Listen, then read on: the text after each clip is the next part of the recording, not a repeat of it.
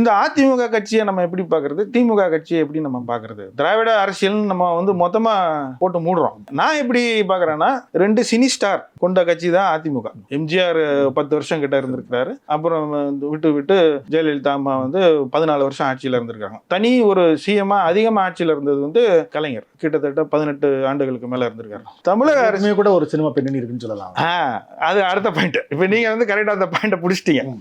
இப்ப ஒரு பக்கம் ஒரு சினிமா கட்சி, இன்னொரு பக்கம் சித்தாந்த கட்சின்னு சொன்னா கூட இப்ப நீங்க சொன்னீங்க அவருக்கும் ஒரு பெரிய சினிமா பின்புலத்துல தான் வர பேக்ரவுண்ட்ல தான் வராருங்க. அப்ப ஒரு பக்கம் சினிமா கட்சி, இன்னொரு பக்கம் சினிமா பிளஸ் சித்தாந்த கட்சி. இந்த 2 கட்சிகள் தான் தமிழகத்தை டாமினேட் பண்ணியிருக்கு இவ்வளவு நாள். அப்ப நீங்க இதுல இருந்து புரிஞ்சுக்க வேண்டியது, Dravidian politics is majorly been dependent on cinema.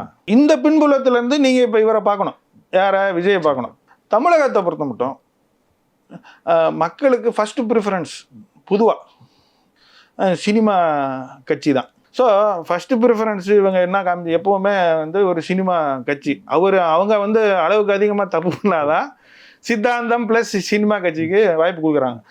இது பிடிக்கலன்னா திருப்பி அவங்க சினிமா கட்சிக்கு தான் போகிறாங்க. இப்போ பழசம் மறந்துட்டு திருப்பி போயிட்டோம். இது ஒரு பெரிய லூப்பு. இந்த லூப்புக்குள்ளேயே தான் திராவிட கட்சிகள் கம்ஃபர்டபுளாக இதை விளாண்டுக்கிட்டு